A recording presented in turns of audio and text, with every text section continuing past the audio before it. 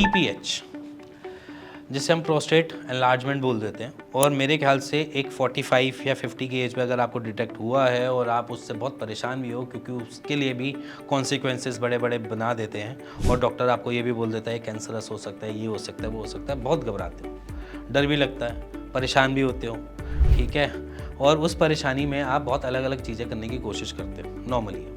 सबसे पहली चीज़ समझो कि अगर आपके साथ कोई भी ऐसा सिम्टम जुड़ा हुआ है जहाँ पर आपको ये चीज़ें लग रही हैं, प्रोस्टेट एनलार्जमेंट का भी डिटेक्शन ही नहीं हुई बट फिर भी आपको कुछ ना कुछ चीज़ें महसूस हो रही हैं, तो आज से ही आप समझ लेना कि आप रिकवर की स्टेज पे जा सकते हो, जब आपकी स्टार्टिंग की स्टेज होती है। देखो और समझो, हम हमेशा कहते हैं कि प्रोस्टेट के साथ यूरिन की ट्रबल लगी रहती है ना। अब उसको समझो कि यूरिन की ट्रबल क्यों लगती है। अब यूरिन का बेसिक फंडा क्या है। देखो, हमारे पास जब प्रोस्टेट ग्लैंड एनलार्ज होता है तो वो क्या करता है, पुश करता है आपके ब्लैडर को भी और यूरेथ्रा को भी। अब दोनों की मैं कंडीशन समझा देता हूँ है क्या। समझ लेना कि प्रोस्टेट जो है वो ग्लैंड जो है वो आपका जो ब्लैडर है उसके नीचे बैठा है और उसी के बीच में से एक यूरेथ्रा निकल रही है जिससे हमारा यूरिन पास होता है या यूरिन की नली है। अब समझो कि प्रोस्टेट ग्लैंड अपने साइज को बढ़ाएगा तो क्या करेगा, प्रेशर जनरेट करेगा। प्रेशर जनरेट करेगा आपके ब्लैडर पे भी और यूरेथ्रा पे भी।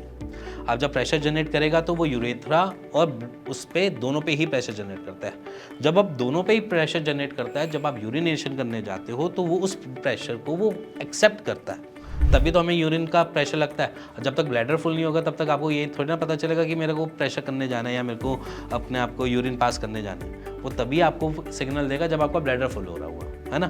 तो ब्लैडर फुल की हमारे में एजम्पशन लग जाती है और जब आप यूरिन पास करते हो उसके बाद भी हमें ये फील होता रहता है कि अभी तो पेशाब पूरा हुआ ही नहीं। तो ये सारे सिम्टम जो हैं वो बेसिकली एक ही चीज़ से आते हैं, आपकी प्रोस्टेट के एनलार्जमेंट से। ये सारी चीज़ें शायद आप जानते भी होंगे, ऑलमोस्ट ये सारी चीज़ें एक प्रोस्टेट के पेशेंट को पता होती है। बट अब इससे किस तरीके से हम हैंडल करें। अब हैंडल करने का एक ही तरीका है कि अगर मेरे को प्रोस्टेट को नॉर्मलाइज करना है या उसके एनलार्जमेंट को रोकना है और उसको स्टैटिक करना है तो यहाँ पर कुछ मेडिकेशंस काम करती हैं।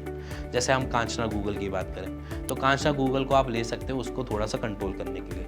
Side by side prostate gland की अगर प्रॉब्लम है तो एक बटरफ्लाई आसन जरूर कर सकते हो, क्योंकि वो पेल्विक एरिया को थोड़ा सा ओपन की तरफ करेगा। आपके स्क्रीन पे भी चल रहा होगा बटरफ्लाई करना कैसे है। तितली बनना है थोड़े टाइम के लिए सुबह और शाम, जिसकी वजह से आपके प्रोस्टेट को थोड़ा सा रिलैक्सेशन मिले, जिसकी वजह से ब्लैडर को थोड़ी जगह मिले, जिसकी वजह से यूरेथ्रा को भी थोड़ी अपनी जगह मिले, जिसकी वजह से आपको थोड़ी ये वाली चीज़ें रिलैक्सेशन से मिले।